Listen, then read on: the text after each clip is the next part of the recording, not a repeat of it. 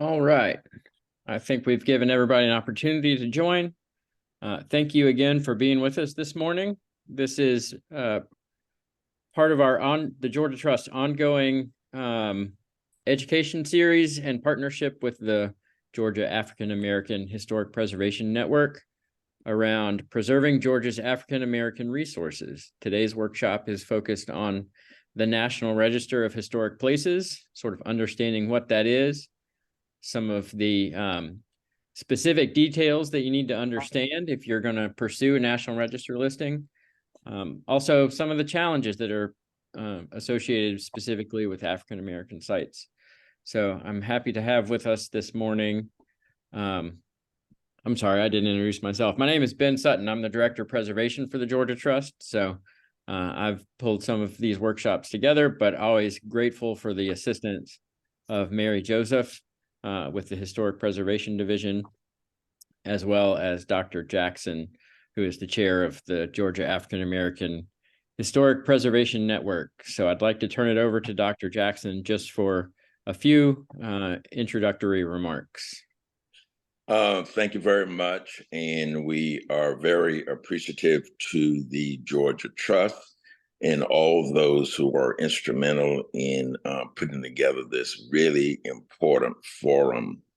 For those who don't know, GAPN, which stands for Georgia African American Historic Preservation Network, was established in 1989. So we now have 34 years of service, now a 501c3 organization. And it was founded to deal with the issue of what I call archival silence, the lack of information and resources and technology associated with African American history, historic places, stories, etc. And so that's one of our main functions.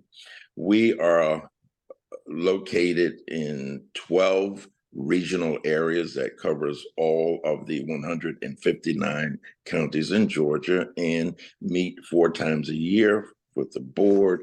And we are encouraging anyone with an interest in Georgia African American history stories to join us. We're looking for folk with expertise in anthropology, archaeology, genealogy, culture, education, and public history, and any other area of interest to African American history. We have the Reflections magazine, which catalogs a lot of that history, and you can find that online. And I just want to give a shout out to Jeannie Syriac and Melissa Jess, and now Mary Joseph, who worked really strong and hard to help put out African American history. And if you need any additional information, you can find that online, and I'll be happy to talk to any of you. And getting on the National Register is a really, really important and challenging role for African American historic structures and history. And thank you so much for offering this conference, as I think we all, including myself, will learn a lot that will help us. Thank you. Thank you, Dr. Jackson. So just a run of show of what you all can expect today. I'm going to cover really National Register 101. We find that even folks that are appreciative of preservation and understand the broad strokes of preservation and why it's important don't always know the details of the National Register. Most of us have seen the little plaques on a building, but we don't necessarily understand or know the ins and outs of how to get a building listed. So I'm going to cover some of those basics.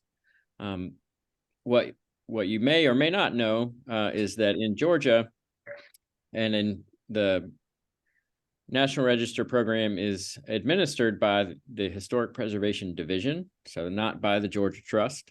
So I'm thankful that Don Rooney is here, and he's going to cover specifically how to approach a nomination and that process with his office. And then we're going to have a really exciting update from Mary about ongoing work that will be really important to the National Register and efforts to put Black and African American sites on the National Register in Georgia. So that is what to expect. And with that, I'm going to turn off my camera and you all can appreciate the slides as we jump in.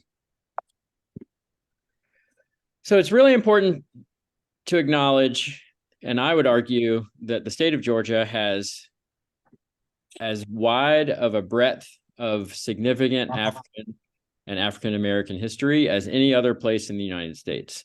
That is something to be absolutely proud of, but it's also something that should be a challenge to all of us in understanding what preservation of these sites entails and why we haven't necessarily lived up to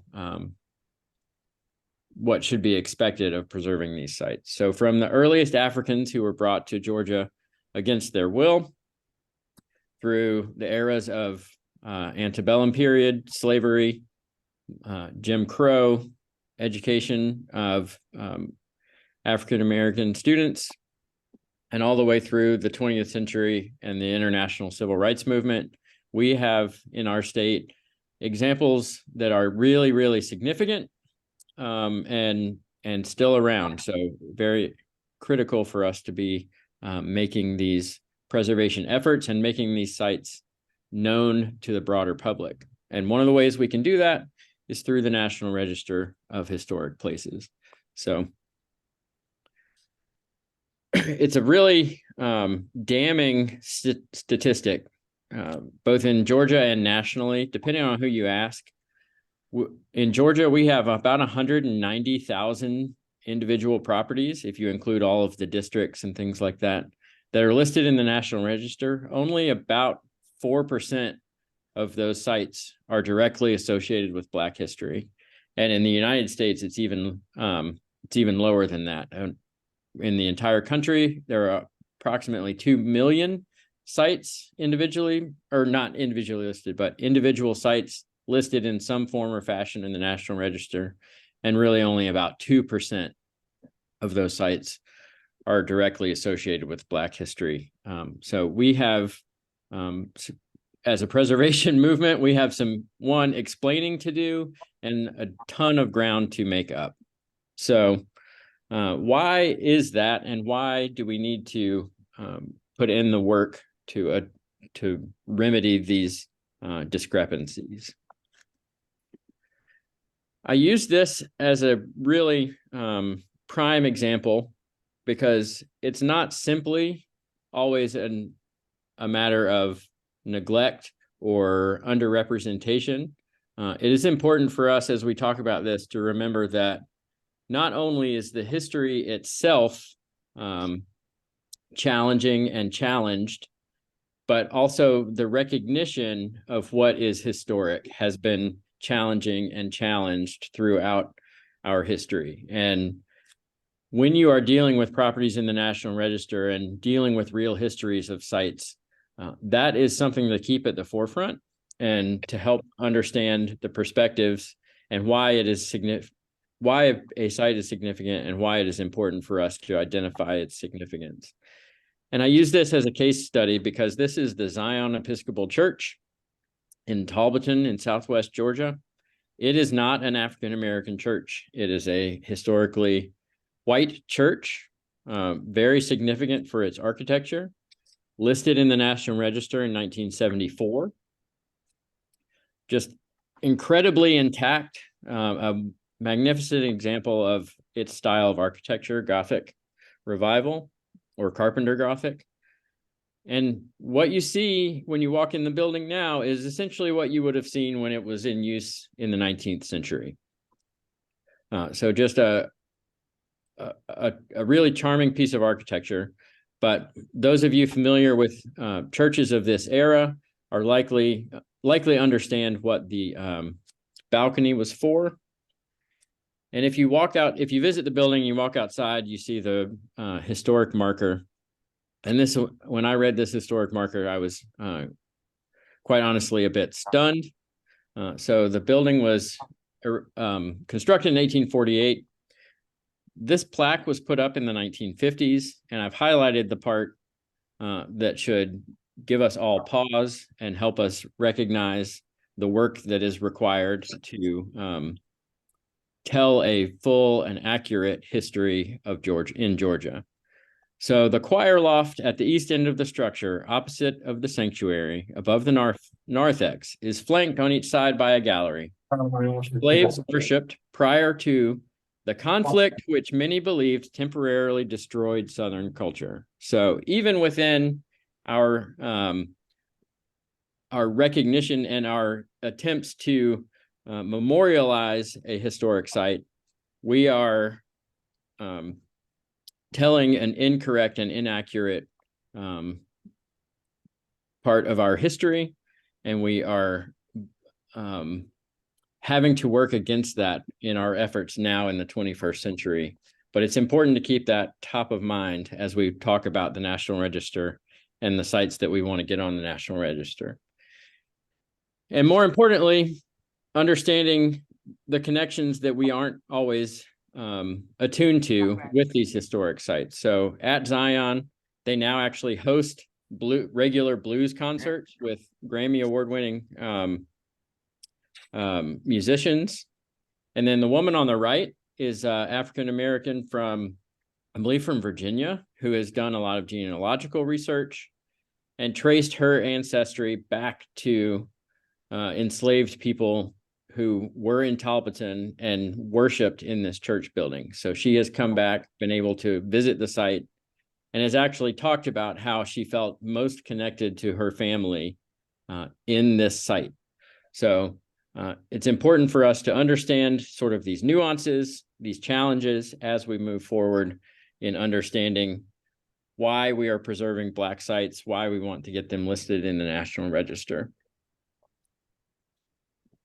Very briefly, I do want to give a background of sort of why the National Register exists, how it exists. So in the 19th century, there was a strong preservation movement tied almost very directly to the centennial and the founding of the United States. There was a strong focus on sites directly related to the Revolution and what we understand now as the Founding Fathers. And these significant sites often had advocates rallying around those individual sites. Of course, they were focused on white history. They were not focused on the full picture of a place like Mount Vernon. But that is sort of the root of American preservation ethic, is in that late 19th century. And that led to some federal legislation that eventually wound up giving us the National Register of Historic Places.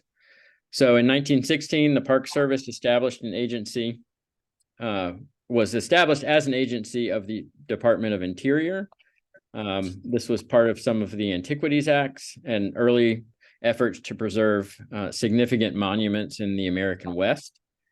In 1935, there was a Historic Sites Act that also sort of individually protected historic sites that were significant to American history, again, to a specific part of American history, but it was important legislation nonetheless. And then in 1966, we get the National Historic Preservation Act, which is really the foundation of the preservation movement as we know it and understand it today. So now been in force for over 50 years. And that is the legislation that actually created the National Register of Historic Places. And that's why we talk about the Park Service and the Secretary of Interior when we talk about preservation standards. Now, the roots of the Preservation Act obviously had some previous legislation to lean on at the federal level, but there was a real impetus in the 1960s due to urban renewal and the loss of a lot of historic fabric, particularly in American cities. And when we're talking about American cities and loss of historic fabric, we're almost always talking about Black and African-American communities because they were represented less invested neighborhoods that had less investment, as well as communities who did not have the political power to stand up against some of these broad forces. So this is the Auburn Avenue, Sweet Auburn District, a map of the red lines and the planning for the interstate system that came right through Atlanta. And an example of the redlining map. I'm not going to get into that detail today, but if those of you that are familiar with that history, it's really, quite honestly, a racist history of development in the United States that really created a loss of a lot of historic African-American communities and structures and buildings. But out of that loss came a nationwide push for the National Register and the national legislation that built in some of the preservation efforts and bureaucracies that we understand today. So, what is the National Register of Historic Places? Most fundamentally, it is our nation's official list of historic properties worthy of preservation. So, like I mentioned, most folks have walked into a building and probably seen this plaque next to the front door. But at its very simplest, it's our official list of any sites that have been deemed worthy of preservation.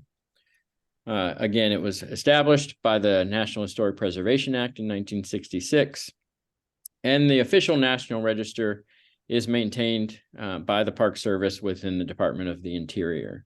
So if you ever visit Washington, D.C., within the Department of the Interior, there's actually a human being with the job title of Keeper of the National Register. So there is someone whose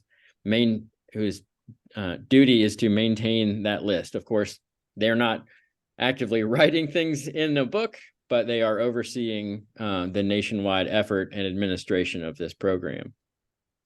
And properties listed in the National Register can include buildings, sites, structures, objects, and districts that are significant in American history through lots of different ways that we're going to get into: architecture, archaeology, and culture. Now, why would people want to be listed in the National Register or have their site listed in the National Register? Number one is simply it's an honor, right? It is an effort that folks go to make sure that their property is recognized and deemed worthy of preservation, right, at its simplest form. But because it is established through federal legislation, there are some benefits beyond just that honor. And I'm not going to get into the weeds on this, but consideration for planning of federally involved projects. So if there is a property that's listed in the National Register or a neighborhood that is a National Register district, and there is a federally funded project, whether that's road widening or some sort of redevelopment effort, then it is written into that legislation that the agency undertaking that act must take into account the significance of the property and try to either avoid damaging it or mitigate any potential damage to it. There is also attached to National Register listing eligibility for tax incentives if there's an opportunity to redevelop or rehabilitate the site, and you do it appropriately, then there is eligibility for some tax breaks there. And then very importantly, there's qualification for federal grants. So there is a preservation fund at the national level.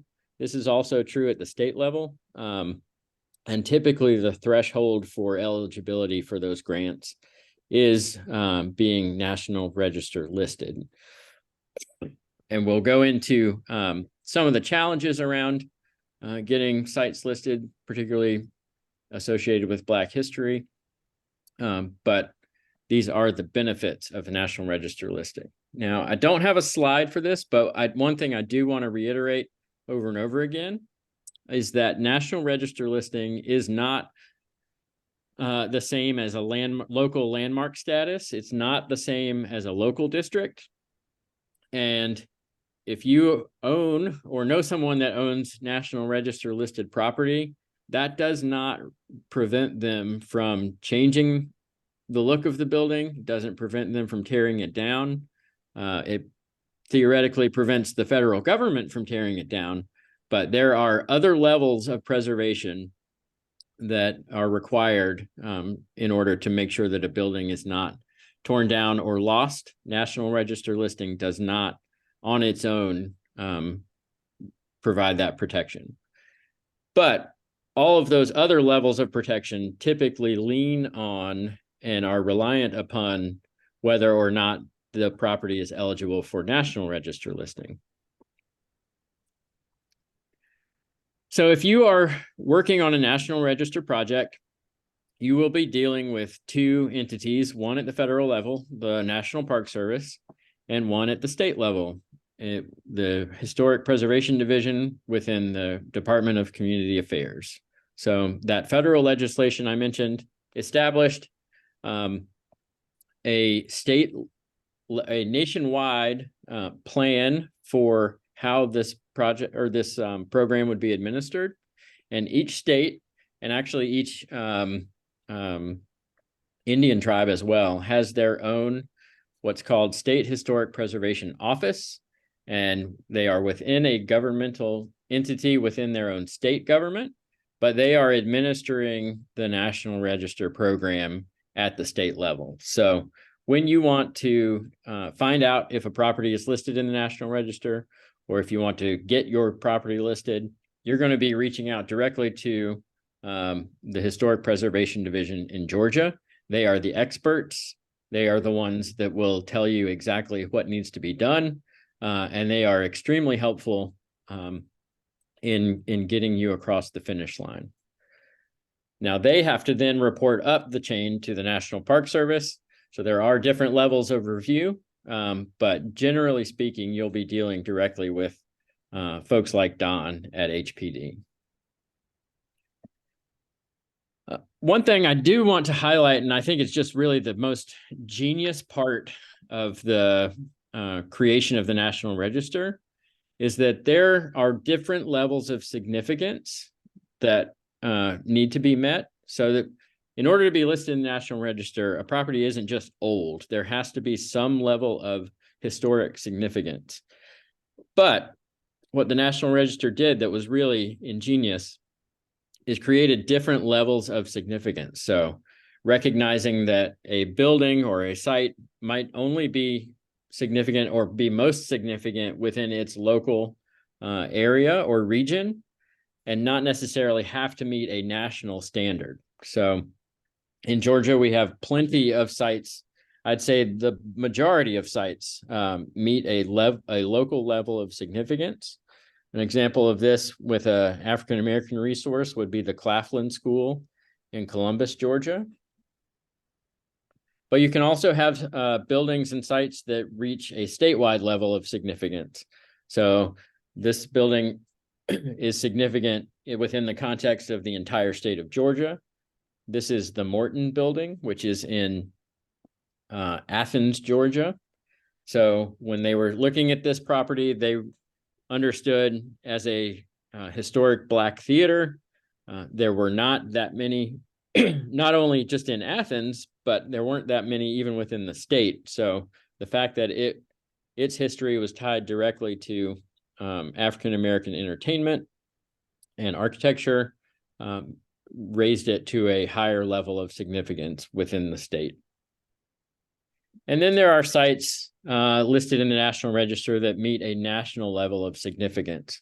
This is the historic West Hunter Street Baptist Church in Atlanta, tied most directly to the civil rights movement as the home church of Ralph David Abernathy during the 1950s and 60s. He was Martin Luther King's confidant, and the Park Service has determined that this site meets a national level of significance. So obviously, as you might expect, the higher the level of significance, the sort of more scrutiny and more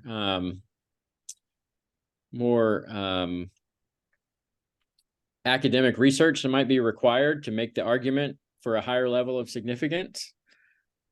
But whether you get on the list as locally significant at the statewide level, or significant at the national level, the protections, the honor, every benefit of National Register listing is endowed upon that property. So I think that's just really important to understand. There are our national list incorporates lots and lots of sites. It enables us to provide these protections across a very broad swath of and diverse, although not as diverse as we'd like, diverse types of sites, and they don't all have to necessarily be of national significance. So again, significance has to have some level of significance. It can't simply be old. And then when Don and the folks at HPD are looking at why it is significant or whether it meets a certain level, they're going to be looking for different criteria to determine what makes a property or a site or a district historically significant. So there are 4 criteria. Criterion A is related to events, historic events. Properties can be eligible for the National Register if they are associated with events that have made a significant contribution to the broad patterns of our history. So battlefields, certain one-off events, obviously a great example, but this is the important language to understand here are contributions to the broad patterns of our history. So it can be tied to community development. It can be tied to the expansion of housing within a historic city, particularly if with African-American housing. Frequently, it's tied to neighborhoods that were either first established as African-American housing developments. One example of that would be the Washington Park neighborhood in Atlanta, Georgia. This is, and the image on the screen is the Kyler Brownsville neighborhood in Savannah. But if a site is directly tied to event or development around broad patterns of our history, that's criterion A, excuse me. Criterion B is probably what most people think of when they think of historic sites. And that's an association with a person. So a significant individual in American history. And they may be eligible if they are associated with the lives of persons significant in our past, but it's not guaranteed, right?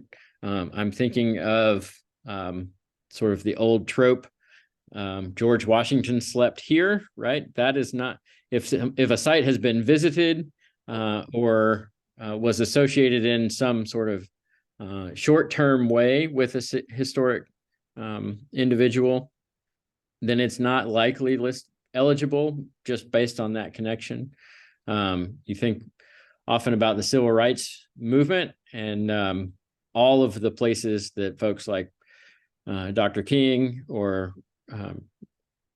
Ralph David Abernathy would have visited as part of those sites. Just because they visited, it's unlikely that that would meet a level of significance for criterion B. Much more likely that a site of civil rights efforts would meet a level of significance and criteria for the event and the broad pattern as opposed to directly connected to a person. However, there are plenty of sites that are directly related to the important work of an individual. They might have been their home place, and those are typically eligible under criterion B. And the example here is the Herndon home, which is in Atlanta, was the home constructed by Alonzo Herndon, who was the founder of the Atlanta Life Insurance Company. Criterion C, this is another one that's frequently used and pretty well understood, but a property may be eligible for the National Register if they embody the distinctive characteristics of a type, period, or method of construction, or that represent the work of a master, or that possess high artistic value, or that represent a significant and distinguishable entity whose components may lack individual distinction. So design and construction, the image here is the Red Oak Creek covered bridge down in Meriwether County. The bridge was constructed by Horace King, who was an enslaved engineer and carpenter, was a master builder, both of bridges, staircases, and houses. So I would argue that this would qualify as the work of a master. It is associated directly with King and his family, and I think would be eligible, or is eligible, and has been listed under criterion C. One thing to note here, however, and this gets to some of the challenges around African American sites, distinctive characteristics and work of a master, that tends to skew our understanding or our expectation to high style, large, and expensive architecture, right? So historically, the National Register, particularly with criterion C, has focused on very significant buildings. And just because of the true history of the American experience and the Black experience in America, there has not been the ability for that level of investment. And most of the significant architecture that African Americans in Georgia were creating would have been vernacular. It would have been limited in the amount of investment and in its size. And honestly, that's probably one of the main reasons that it has been overlooked in the past by National Register and preservation efforts. And then finally, criteria D, which is regarding informational potential. Properties may be eligible for the National Register if they have yielded or may be likely to yield information important in prehistory or history.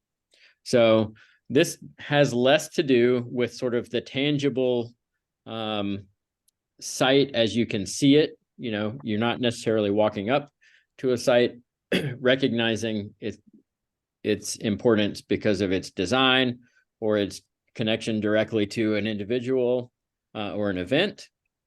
But this deals with what might be able to be discerned from the property. This is frequently utilized for archaeological sites. And it's a relatively high standard to meet. I am not an expert in this, but it is an important criteria to understand. Our typical sites that we think of as National Register listing are frequently falling under criteria A, B, or C. But D is certainly an important one to understand. And when dealing with sites of conscience, or dealing with sites that may have been historically sites of enslavement, where that context has been lost through the physical structures, criterion D is certainly something that should be considered. And above, within the same sort of context, but above even a national level of significance, I did want to highlight National Historic Landmarks.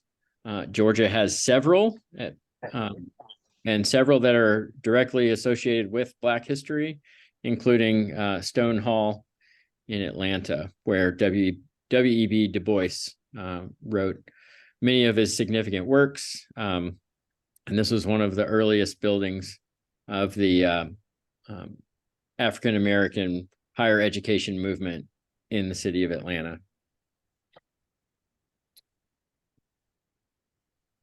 Now, one thing I want to highlight, and this is getting into the weeds a little bit, but I trust that you all can follow me there.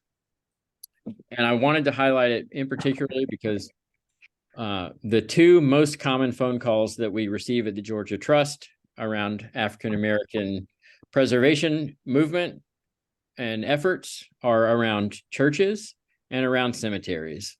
And within the National Register, there are some certain caveats and certain things you need to understand specifically about religious properties and around cemeteries. they must meet special sort of higher levels of consideration called criteria considerations in order to be determined eligible. And number one on that list is religious property. So there has to be some level of significance from its architectural or historical importance beyond simply its existence as a religious property. So it is a higher standard to get a church listed in the National Register. Doesn't mean it can't be done, doesn't mean it isn't done all the time, but simply being a church and sort of having significance to the congregants or even to the broader denomination is not a high enough standard. There needs to be some type of architectural significance or historical importance. And frequently we find with African American churches that standard can absolutely be met, either through vernacular architecture, but also, as many of you know, Black churches were sites of education. So there's frequently other historical significance, not simply the church itself, that can meet the standards for the National Register. If a building has been removed or relocated from its original context or its original site, that can cause a lot of challenges for National Register listing. Again, it doesn't automatically preclude something from being listed, but it does create a higher standard. One thing that I tried to explain earlier, but perhaps this is more clear, birthplace or grave sites of historical figures are typically not where the National Register is looking for recognition. They are almost always going to be more inclined to be listing a site or a building that was directly associated with the events of their productive life. If the person is highly significant to American history, then their birthplace may be a site of protection and preservation. But typically birthplace and grave are a tougher sell for getting something listed in the National Register. And then cemeteries as well. It's not that they cannot be listed, it's just that they have a different standard, and primarily they need to be associated with not necessarily one birthplace or grave site, but graves of a lot of persons of transcendent importance. The age of the cemetery can certainly play into whether or not it meets a level of significance. And then distinctive design features can absolutely play into whether or not a cemetery is significant. So, think of a site like Oakland Cemetery in Atlanta, or the historic cemeteries outside of Savannah. Even simply the monuments in those sites can lend a level of significance. But when we're talking specifically about Black cemeteries and Black burial grounds, frequently those distinctive design features are going to be limited. But that doesn't mean that would preclude them from being listed in the National Register. It's just going to take some effort, and every cemetery, just because it is old, is not necessarily eligible for listing. Reconstructed buildings, property primarily commemorative in intent, and property achieving significance within the past 50 years are the other types of properties that must meet a higher standard. We don't typically deal with many of those, but if you are or have one in your community, that's something that's important to understand. So again, significance, meeting a particular criteria, and then rule of thumb, if you didn't know already, is 50 years or older. So it is a rolling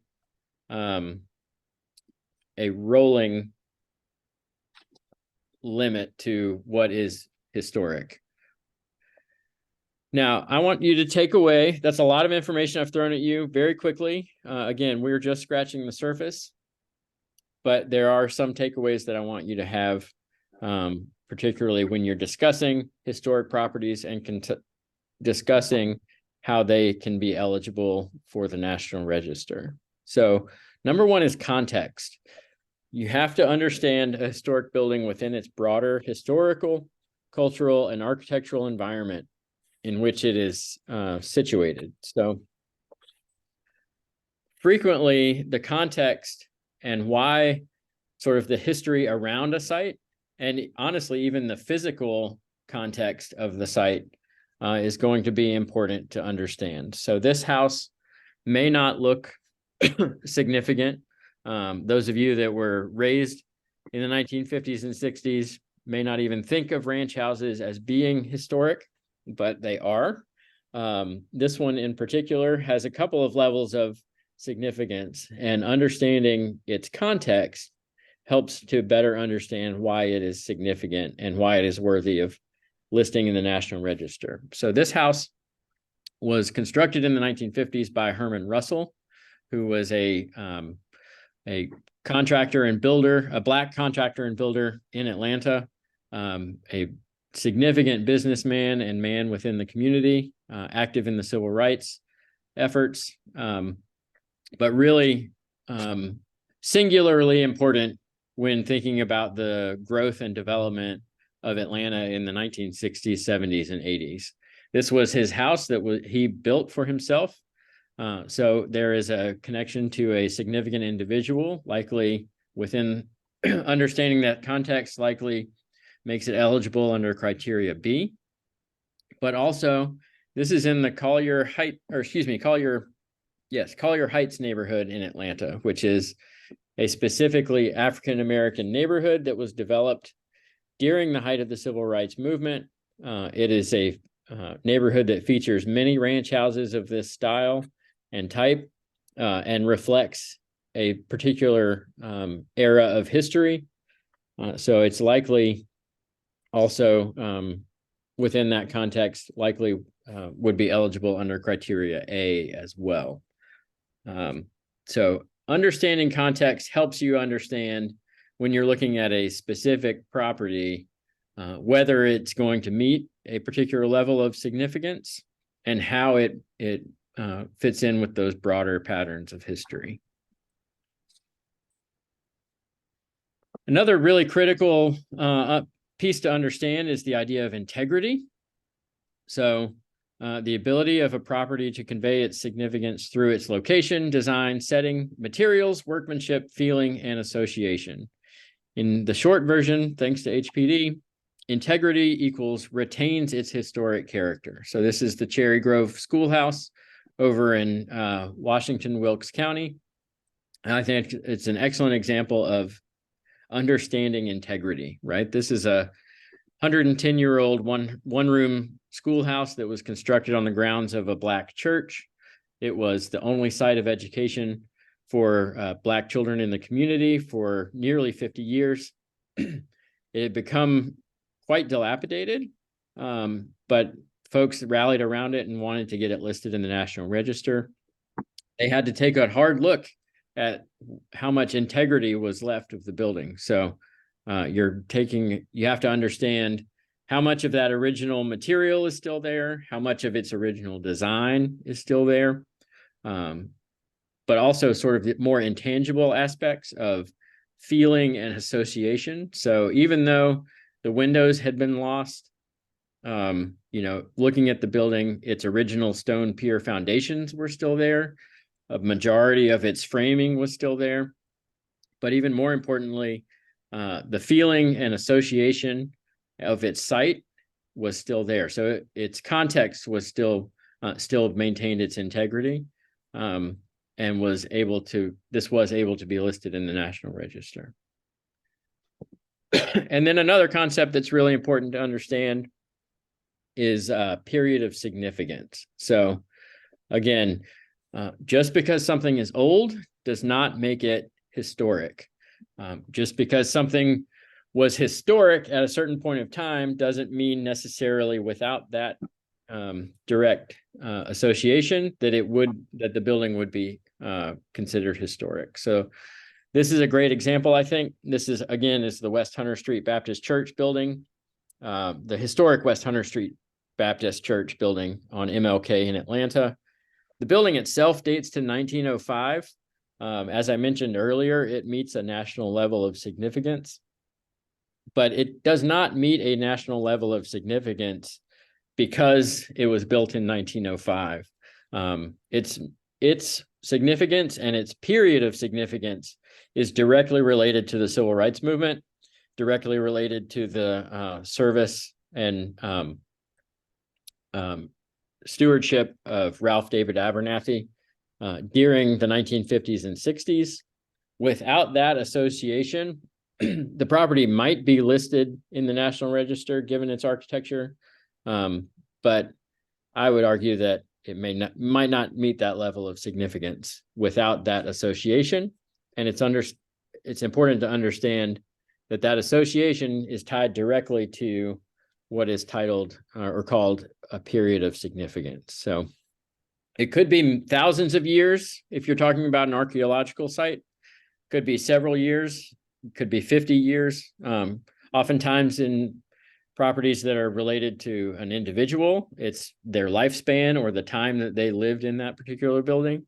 But it could be as short as a few days or a few weeks, depending on the specific type of event. So you need to understand what the period of significance for that property is as well. And then, excuse me, in my last few minutes, I did want to highlight challenges and opportunities that I've found professionally to be true as it relates to the National Register and African American sites in Georgia.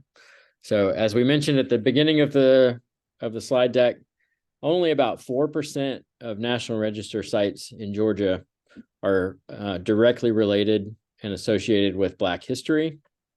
And there are a couple of, or several reasons why that's true. We've touched on them some already, but they are obvious challenges to Black history and Black preservation efforts.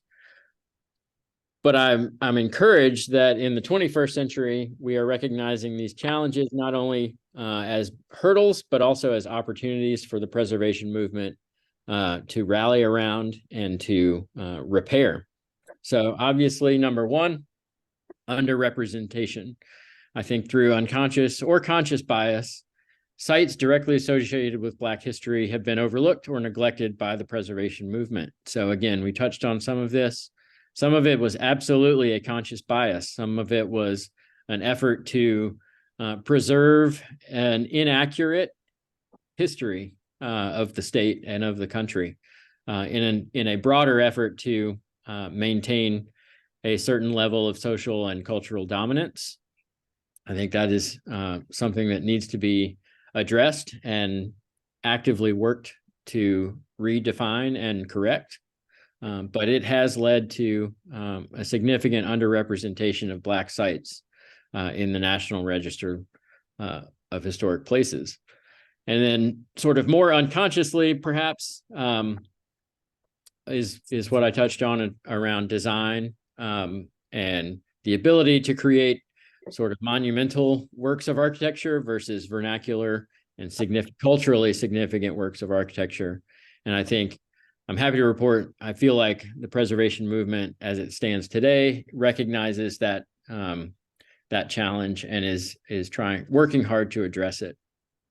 Of course, we have to consider the loss of tangible assets through disinvestment, through formal efforts like urban renewal.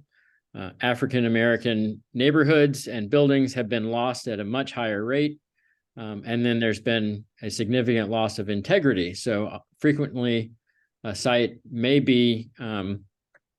still stand, may still be there as a historic site, but through alterations or disinvestment, there's been a loss of integrity that can make it extra challenging to meet the current standards for the National Register. Tied to both of those would be documentation challenges. sites often have limited documentation available, making it more difficult to prove their historical significance and meet criteria. I think that is true. I think, again, we're working to mitigate that.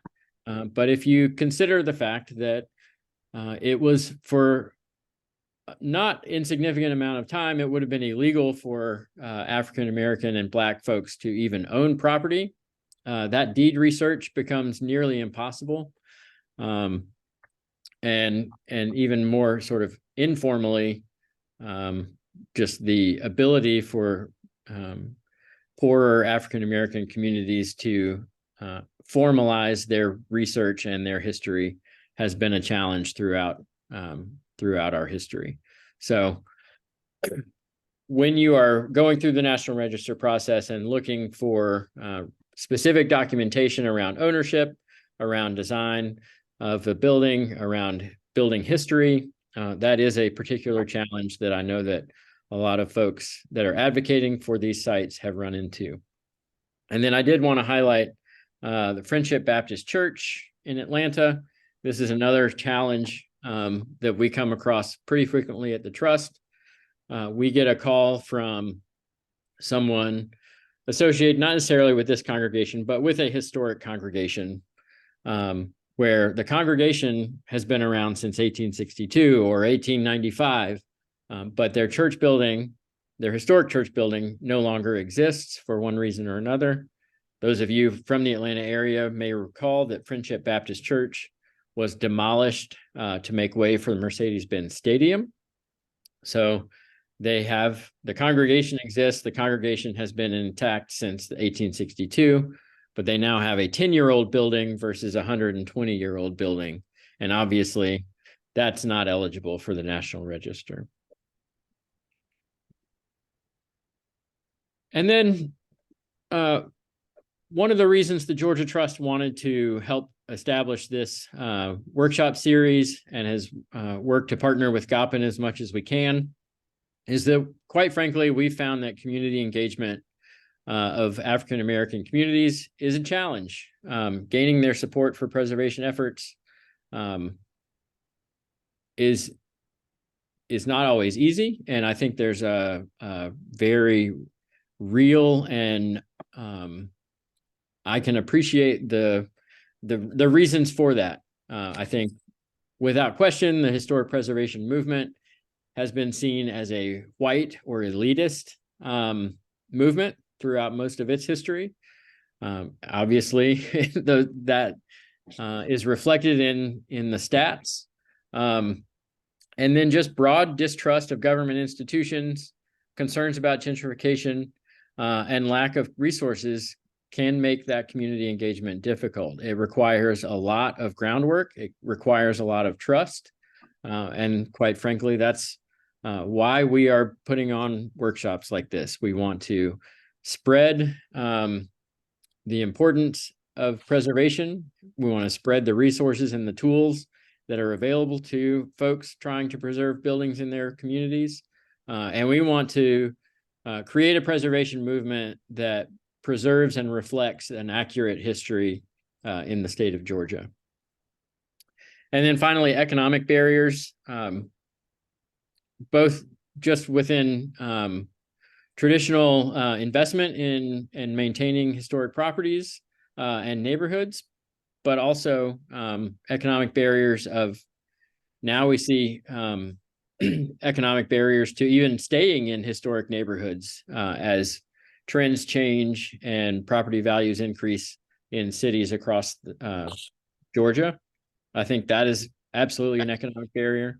And then even more fundamentally, if you just want to do the historic research or hire a consultant to get your property listed in the National Register, that costs money, right? So it's important that the resources that are available to historic sites around the state are specifically made available to African American and Black sites as well. And I would like to credit both HPD and the National Park Service for creating some frameworks as well as some grant funds that have made that much more possible over the last 10 years than it has been in the past. But that is all I've got. That is a mouthful. I hope I didn't go too quickly for you all. I'm going to stop my share, and I'd be happy to answer any questions that you all have at this point. Thank you very much, Al Jackson, here for your presentation. I did not hear any emphasis on rural preservation and historic development. I'm primarily from a rural area, and I would love to hear more about that. Sure. Well, I would say that within the context and the criterias that we covered with the National Register, there are specific, and Don, you may be able to speak to this better than I can.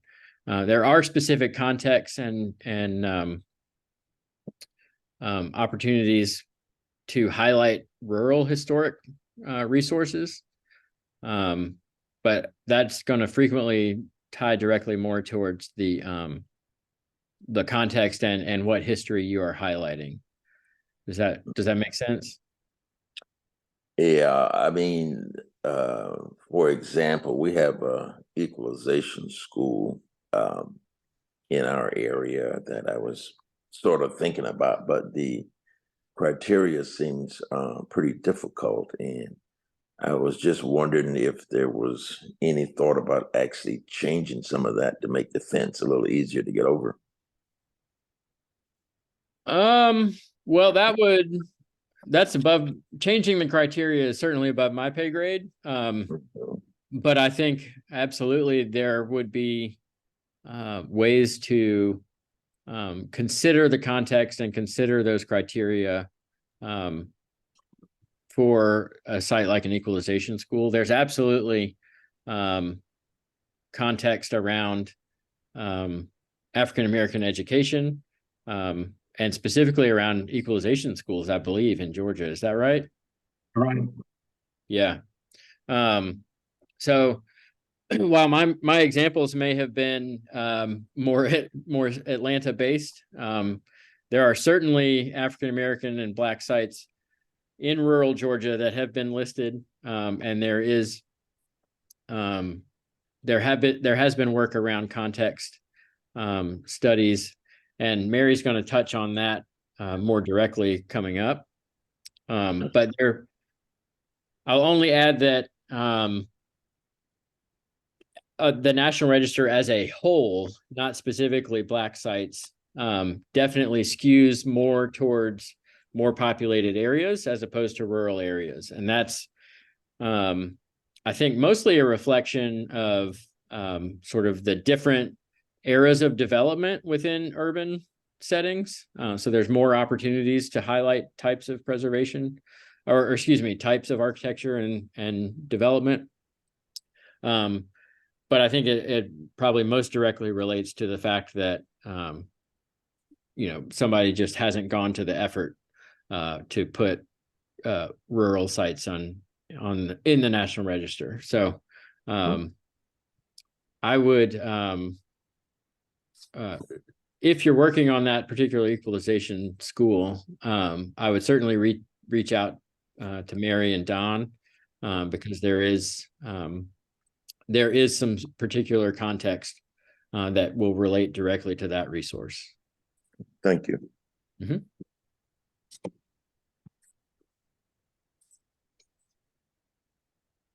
Do we have any other questions at this point? Again, feel free to utilize the chat if something pops into your head while someone is speaking. But otherwise, I will turn the floor over to Don Rooney, who is the National Register Specialist, or a National Register Specialist at the Historic Preservation Division for the state of Georgia. So Don, thanks again for being here, and you have the floor. Great. Thanks, Ben, and all of you. As far as equalization schools, there has been some good work done in the past, beginning with Jeannie Syriac and continuing their through Melissa Jest's tenure, and Mary has become knowledgeable of the equalization school effort in Georgia that spans about a 10 to 15 year period. So there are examples of nominations that I have worked on, and of course the school education in Georgia public schools context statement also speaks to not only rural schools, the development of Rosenwald schools and other schools supported by philanthropy, and the effort to provide equalization in the construction of new schools in Georgia, specifically, for African American students. So we can chat more about that one-on-one or whatever, however is most efficient. We can also share electronically National Register nominations for equalization schools, Rosenwald schools, and any other resource. When typically you all are pursuing a National Register nomination, when a nomination is underway, we always try to find some comparable examples that have been listed that you can borrow from and borrow freely from the verbiage, cutting and pasting where relevant, contextual information that may be common across resources, whether it be a school building, whether it be a Horace King covered bridge, whether it be a neighborhood, whether it be a commercial district. So I hope I'm coming through. First of all, technical check, sound check. Can everyone hear me all right? Yes, Yeah, we hear you and see the screen. Good. Right now, you should be looking at a image of the Emory Thomas Auditorium in Dublin, just outside of Dublin in Lawrence County, Georgia. Is that coming through all right? Yes. yeah, Here's an example of an auditorium that was associated with an equalization school in Lawrence County. The school itself is not extant or no longer standing, but this 2022 nomination drew upon the areas of significance that have been talked about, and I'll talk about a little bit as well, not to overlap, but sometimes hearing something twice is useful. At least it is for me. Here is an example of a building where in 1957, the first African-American 4-H effort began in the country. So 4-H for African-American students was born here at the Emory Thomas Auditorium, and the building is significant not only in the area of education, but in other areas as well. This, as I mentioned, was listed in 2022. A little bit before the listing of the Emory Thomas. Actually, this post dates, you now should be seeing the College Avenue Bridge. This bridge was... No, we're not seeing it. It not didn't. yet. Okay, let me share my screen a different way.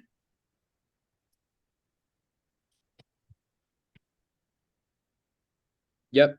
How about now? Yes. Yeah. All right, a different way to do that. The College Avenue Bridge is an interesting listing. It is listed as a structure, and it's listed even though it was moved. This bridge was built by the Horace King, and W.W. King, family of covered bridge builders in Georgia and the South. It was constructed in Athens, Georgia, in Clark County originally, and it sustained a couple of floods. Most recently in 1963, it was damaged by way of flooding, and the bridge was taken down. And then 2 years later, it was reconstructed at Stone Mountain in DeKalb County. And here's an example of where a moved structure is actually on the National Register. The engineering that is displayed through this lattice town truss bridge is so significant that it is exemplary even in its new location. The context of the bridge has been certainly impacted. It's not in Athens, Clark County, where it was built, but it continues to serve as an excellent example of a W.W. King bridge dating from 1891.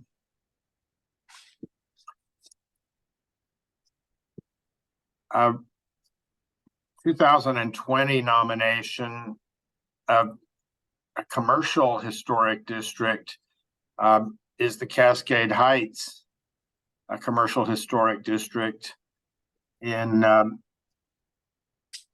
Southwest Atlanta, Cascade Road at Benjamin Mays Drive.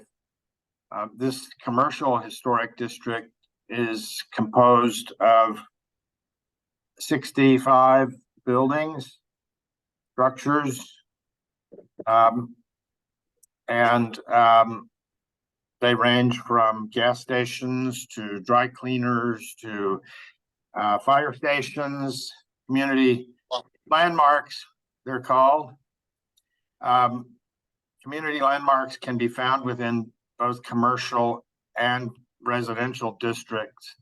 A fire station is not a commercial functioning building, but within commercial historic districts, you find community landmarks such as fire stations, churches, etc. And the same within residential historic districts. Every building within a residential historic district need not be a residential function. The Cascade Heights district has served to invigorate rehabilitation, adaptive use of buildings, and also it has spawned investment, and it has offered tax incentives in the form of tax credits and tax freezes for projects.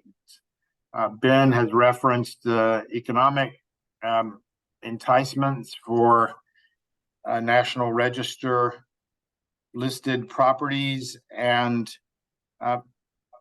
those are administered by our office in the form of tax incentives, tax credits for substantially rehabilitating a historic building and following guidelines administered by the Department of the Interior, the National Park Service. That's probably the subject of another webinar. We do offer some fact sheets about the tax incentives, the tax program, and the staff here in our office that can help you with that. So Mary or I can certainly make available those preliminary fact sheets. And if you have questions about the tax benefits of National Register properties wishing to pursue qualified rehabilitation work, there are guidelines that are put into place. So, typically it's not going to pay for you to put a new roof on your building or upgrade your kitchen facilities or such. But more about that, if you're interested, we can send you some fact sheets about that. Get the conversation started. In addition to the Cascade Heights Commercial Historic District, there are sometimes districts in Georgia that are a mixture of residential and commercial property. And then there are other districts that are almost exclusively residential historic districts.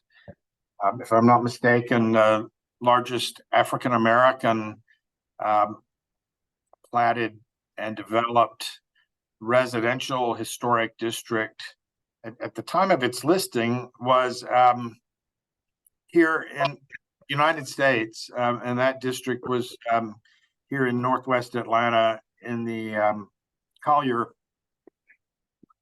Heights neighborhood, well, home of Ralph David Abernathy and others, civil rights leaders. Not too far from my neighborhood, just off of Bolton Road. But in the course of developing a historic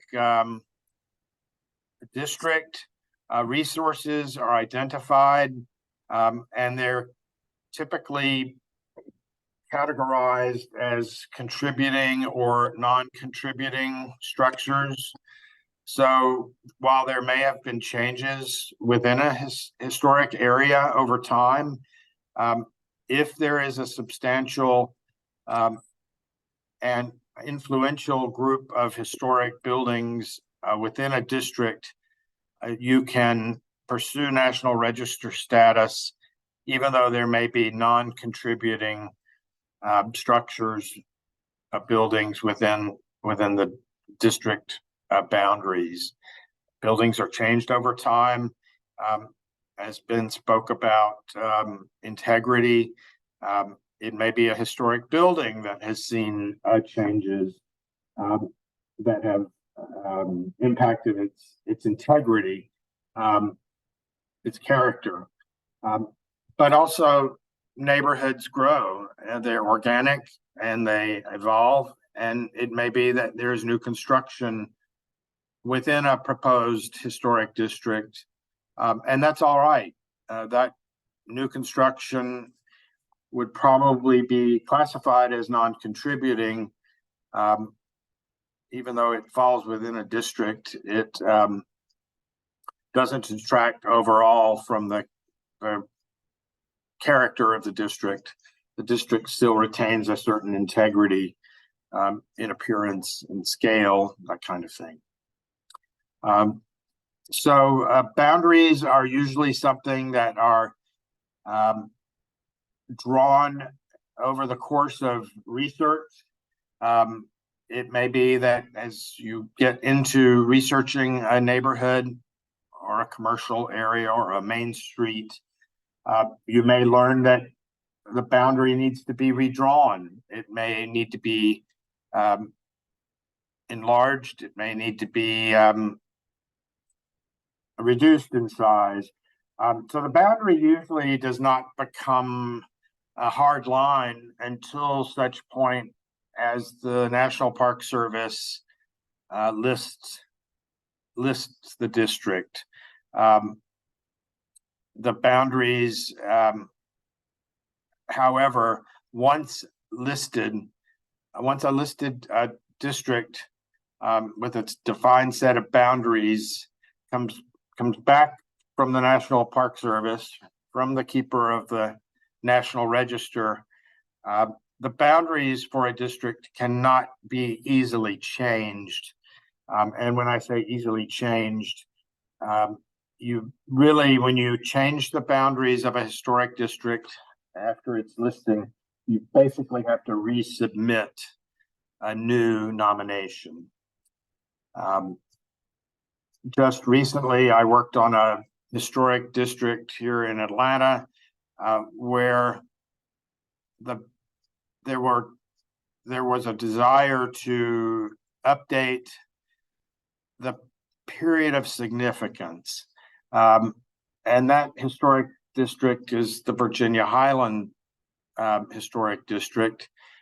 The district was originally nominated to the National Register in 2007. And so typically, really, the period of significance buildings built after 1957 were not eligible. Well, a lot of time has passed since 2007 when that district was listed. The neighborhood association came to us and said, we'd like to alter our period of significance. We'd like to include buildings that are 50 years of age and older in 2023. So really, looking back, 1973, we went back and without changing the boundaries of the district, we brought almost 25 years of additional buildings into the historic district. Some were contributing, some were not contributing, but the modification provided economic opportunities for buildings of more recent date, particularly apartment buildings that had not been included in the original Virginia Highlands nomination. Apartment buildings from the late 1950s through the mid 1960s, particularly. Anyway, that's a bit about districts and how districts are drawn, how they're defined, how they're listed, and then how they can be modified, either with geographically modified or over a time period. One of my favorite recent listings, individual listings, is this bungalow that was built up in the mid 1940s.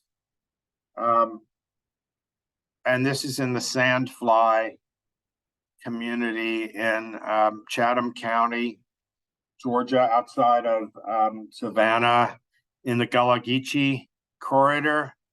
And this was the home of Clarence and Louise Golden Williams, who owned this property. And Clarence Williams was an accomplished plaster worker. And this is one of the few examples of his work as applied to his own home, applying Afrocentric and Eurocentric style and motif to the house. In some cases, seashells are applied into the wet stucco. And the house is just wonderful, a wonderful, creative and unique expression of African-American motif. This home was listed in 2023, earlier this year.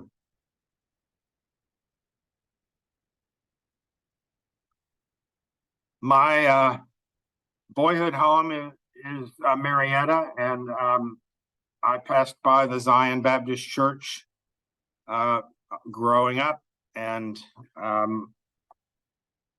didn't know its history, but I'm happy that the building survives, and now I'm inspired by the fact that this building is preserved and a cultural landmark in just off the square in Marietta. As Ben was mentioning, the church itself may date from a more recent vintage. The congregation in this instance dates all the way back to 1866, when the church was created, and the sanctuary was provided for newly freed slaves.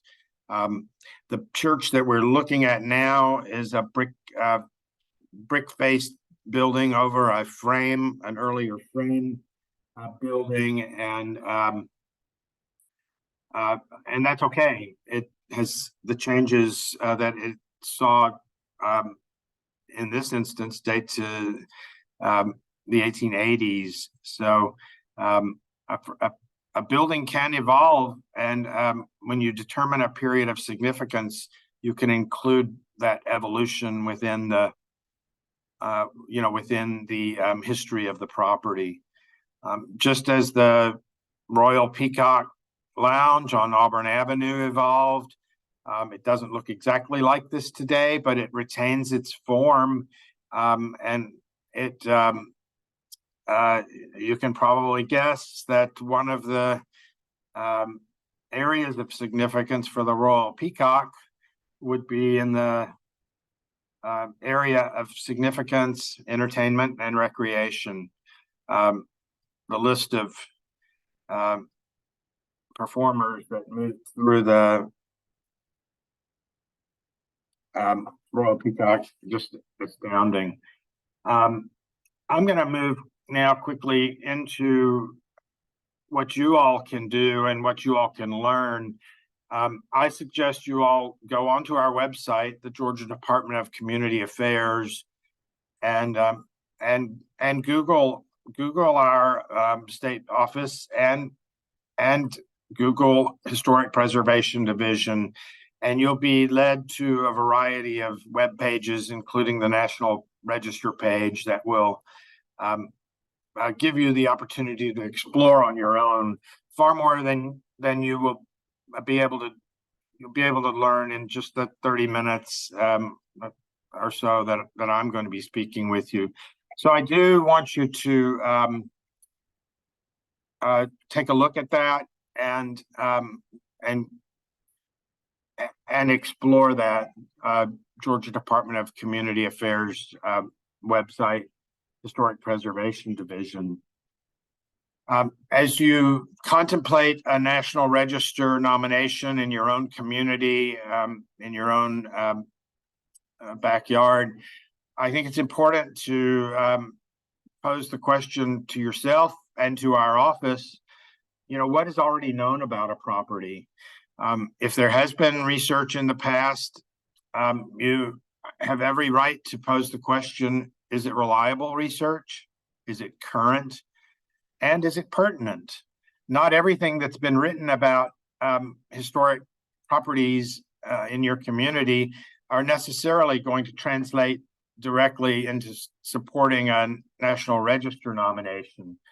But what is a given is that all nominations and all building research that you undertake should be sound and should be diverse. You should check as many sources as you can find relating to your historic property. This is a document, 20 plus pages in length, that's on our website, and it's a very good primer in how to document a property in Georgia, with a lot of links to photograph collections, to plat collections, to manuscript collections, to aerial photographs, websites, etc. I encourage you all to take a look at documenting a property in Georgia if you're thinking about if you're pursuing a nomination. The first step in pursuing a nomination is to prepare a preliminary eligibility application through our office. And this is not as complex as a nomination. The Federal National Register nomination form, or what we call a 10-900 form. This sort of preliminary short form is something that we accept from the public anywhere from around the state, and we receive these and we can review them and turn around our recommendations before you actually embark upon a nomination. So if you are considering, if you think you have a historic property in your neighborhood and you want to get a bead on whether it may be eligible, talk to our office about preparing a preliminary eligibility application. It requires that you send us photographs, and it requires that it doesn't have to be architect drawn. Sketch out a site plan, key the photographs to that site plan, and provide a floor plan of the building, key those photographs to what it is we're looking at, and we can turn that around and let you know what we think the chances are for a National Register nomination. If we say yes, it appears to be eligible, then you would pursue an actual nomination itself, and you would be guided through that effort by our office, and you would follow the National Register bulletin. As Ben mentioned, there are considerations, very broad considerations to contend with up front. Why is the property important? Was it associated with events, activities, or patterns in our history? And what were those events, activities, or patterns? Was it associated with important persons? And is that enough to hang the nomination on? Are there design characteristics or construction characteristics that make this building noteworthy? And as Ben mentioned with the archaeological and Butler's Island example he showed us, what is the archaeological potential? A property can have all of these associations and characteristics. So it's not an either or, it's looking at why is the property significant? And then why is the property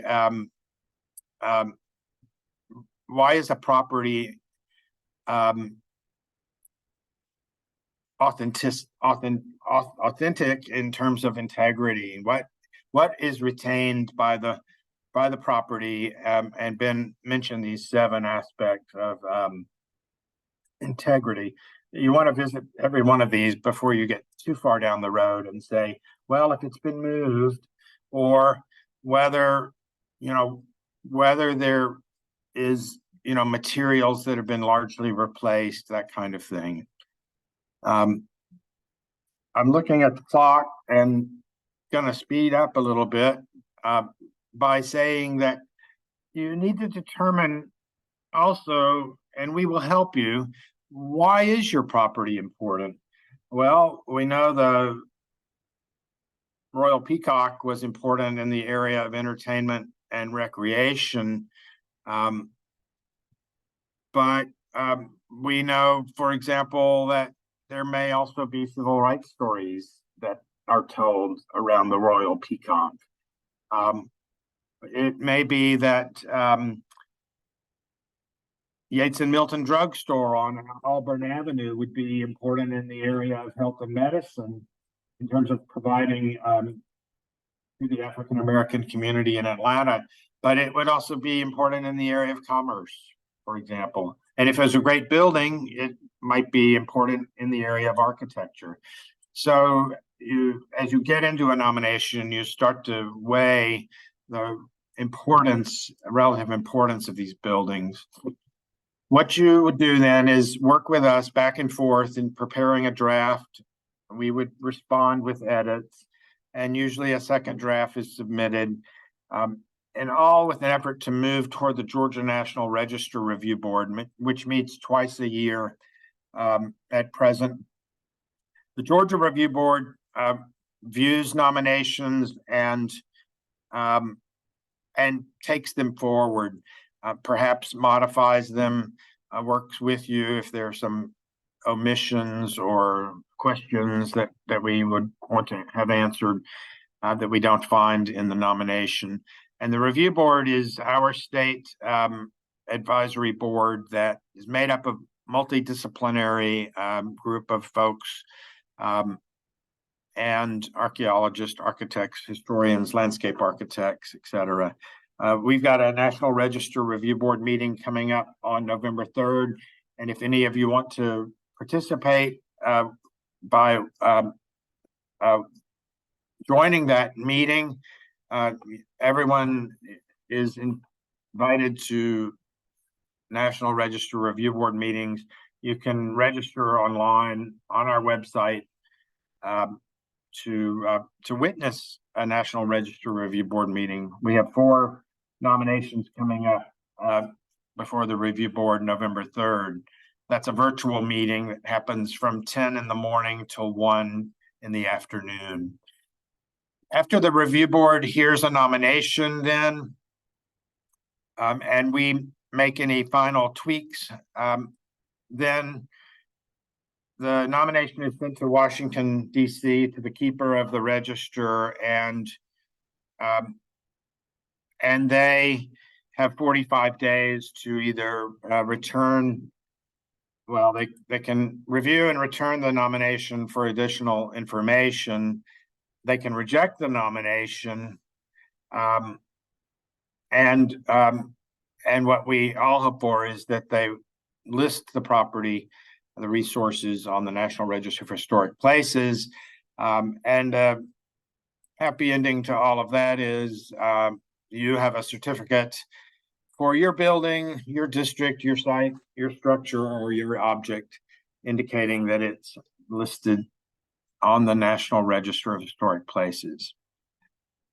So with that, I will sign out. We'll hopefully have some time for to answer questions, but I'm going to turn the meeting back to Ben and to Mary Joseph. Don, thanks so much. I did have one question just for the audience's benefit. What would you estimate for the sort of average time for a project from sort of the start of the process through formal listing? We receive preliminary eligibility applications in a fair volume, and we, as a department of 5, review those every 2 weeks, and usually in meetings that last almost the entire day. We just had a meeting yesterday reviewing all of the preliminary applications and the nominations in progress. I would say allow 2 months from the time you submit your preliminary application to the time that we will get back to you. And then depending upon the amount of research you've already undertaken and the amount of research that is needed, you're probably going to add another couple of months. Some nominations have been going on for a couple of years back and forth in terms of refining the research and the draft, getting the photographs together. It's, sort of like how long is a piece of string. I would say it's not going to happen much less than a year. And since the review board meets only twice annually, once you get a draft in pretty good shape, it would be, is there room on the next review board agenda? if I had to average, I would say, a couple of years. Is the process is time consuming because there is this dialogue back and forth. So don't think that you're going to get onto, next month's review board if you're just starting your project. But Right. don't let that stop you in getting started. Yeah, that's what I always tell folks, is that they need to anticipate that it's going to be a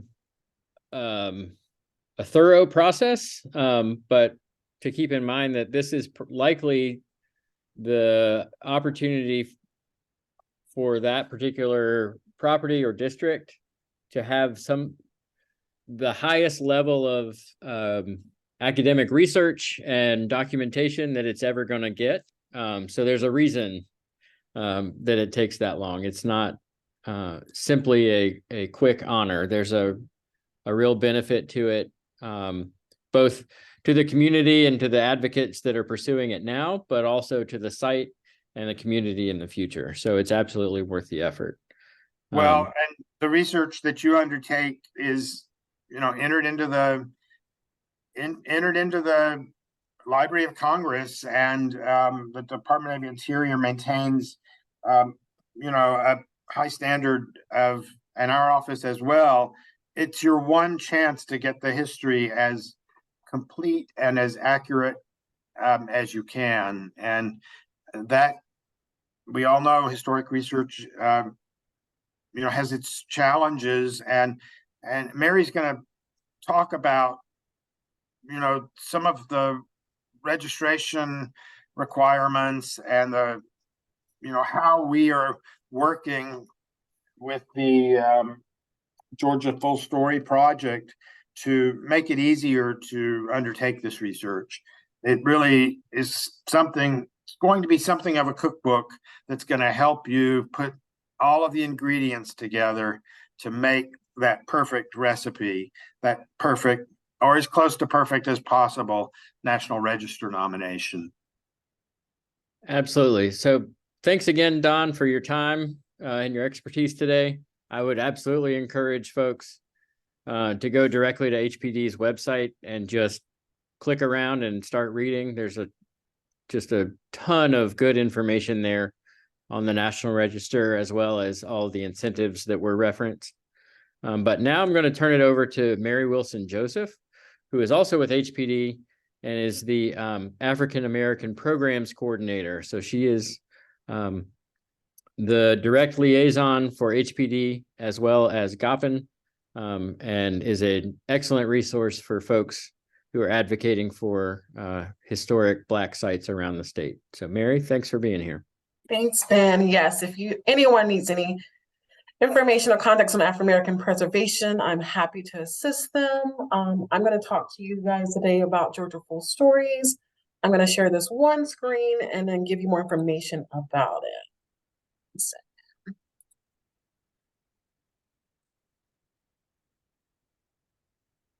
All right, so everyone sees my screen? Yes. All right, perfect. So Georgia Full Stories is the Historic Preservation Division of the Georgia Department of Community Affairs is announcing this project to support and identify documentation of Black heritage sites statewide. Georgia Full Stories will identify places and uncover stories assisted with Black heritage not recognized in historic preservation efforts. The final project of this updated resource guide will facilitate more nominations of Black heritage to the National Register of Historic Places. This project is funded with the Historic Preservation Fund and administered by the National Park Service. It is awarded by the Savannah-based consulting firm Ethos Preservation. The contributions are required for the public utilizing a new online portal. So through careful research and contributions on the public, the Georgia Full Story will provide guidance and a narrative to fulfill important gaps in existing historic preservation resources in Black heritage. It's a broad history that will honor contributions of Black Georgians from pre-colonial period to the 1985. The framework will identify historic resources types, themes related to Black experiences, and will conceptualize properties within Georgia broader history as well. Finally, the report will guidance on how to evaluate Black historic resources for nomination for the National Register. The final project will be added to the Historic Preservation Division's collection of more than a dozen statewide context reports for the Georgia Historic Resources. The Ethos Preservation Team has an advisory committee of professionals across the statewide that will knowledge of Black historic resources and hands-on experience with the preservation of Black heritage. The Black experience in Georgia is a fundamental part of Georgia's history as a whole, and yet so many buildings, structures, objects, and sites are now come undocumented and been overlooked. Like all statewide historic context reports, Georgia Full Stories will be able to publicity for a wide variety of historic and history and preservation focused projects. The research will be available for reports, providing individuals and professionals with tools to identify and conceptualize significance of the properties when applying for the National Register. The project team will connect with people and communities across Georgia via the online tool, thus adding an efforts and honor to uphold stories of Black Georgians. The online tool will allow all interest parties to share family community stories, digital copies of pictures, newspaper articles, or photos of buildings, sites, or artifacts that speak to Black experiences in Georgia. The website is now open, which you see here. You can go into georgiasfullstories.com, or I have a QR code you can pull up and you can put your story in there. And if you have additional questions, you can reach out to me or the project contact from Ethos Preservation, which is Brianna Paxton. So like Dr. Jackson, you have that question about equalization schools, go ahead and put that in the Georgia Full Stories website, and someone from Ethos Preservation will get back to you about that, and hopefully it can be submitted on the National Register as well. So that's just a glimpse of, it could be neighborhoods, anything you can think of that has significance in the state of Georgia that's African-American related. Please go ahead and submit that story. With that, Ben, I'm gonna put it back to you if anybody has any questions too. I'm open to that. All right. Thank you so much, Mary. Yeah, and so I did want to end with the Georgia Full Story. Sorry, I was on mute. I did want to end with the Georgia Full Story link and connection, because it's going to be a really critical opportunity for HPD and those of us that are advocating for Black and African-American sites around the state. And it's a critical opportunity for us to address those challenges that I talked about previously. And so if you have a particular resource in your community that you're advocating for, if your church you believe is a historic church or has a cemetery, this is the primary and best opportunity to help sort of the professionals update our knowledge of the state and update the context that these resources are evaluated in. So it is absolutely a participation sport at this stage of the game. They are looking for as much community outreach and involvement as they can possibly get. So I put that link directly into the chat, georgiasfullstory.com. Feel free to engage there. And then anybody that is registered for this workshop will also be able, or will get a follow-up email with a lot of these resources that we've referenced today in that email. So if you didn't grab it in the chat, feel free to follow up with that email and with Don, Mary, or myself. And we do have a handful of minutes left. So if anybody has a specific question about the National Register, about your particular site, any challenges you've faced, we'd be happy to open the floor.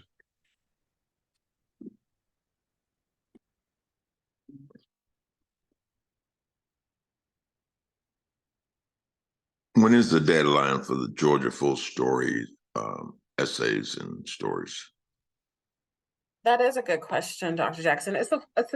Been open for almost a year now, so I think they're trying to close by the end of this year, early January. So if you go ahead and submit that, they can reach out to you, or you can go ahead and call them for more information about submitting your story as well.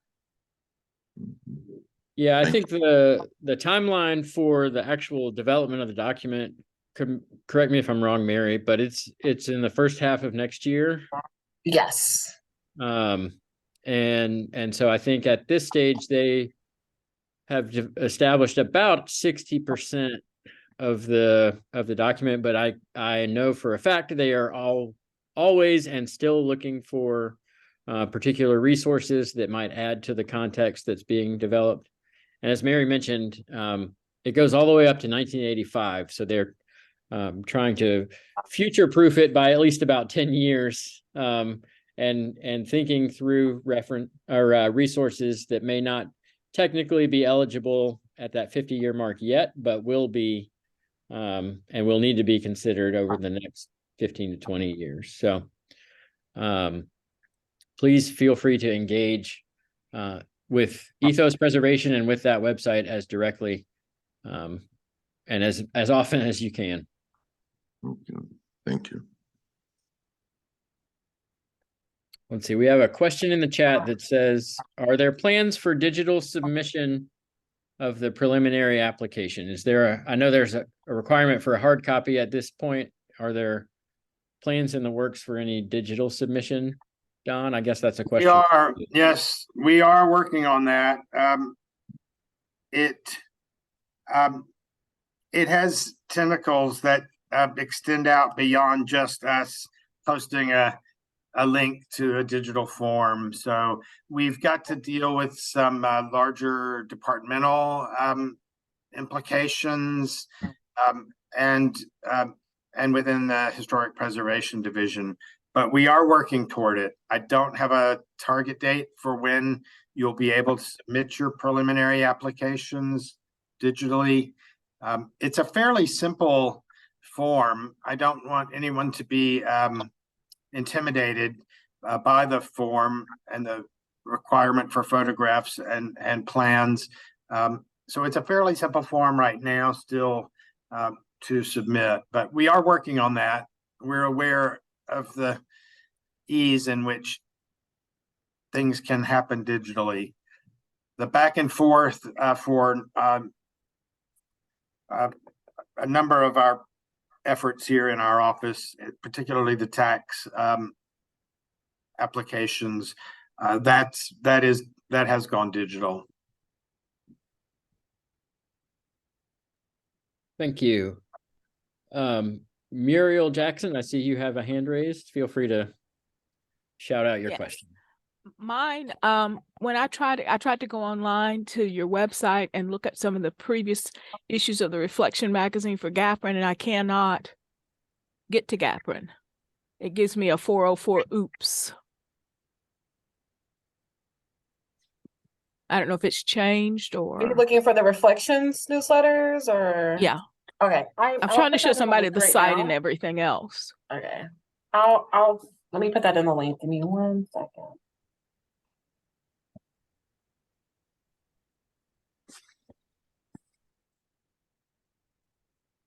Thanks for pointing that out. And I'll just mention, I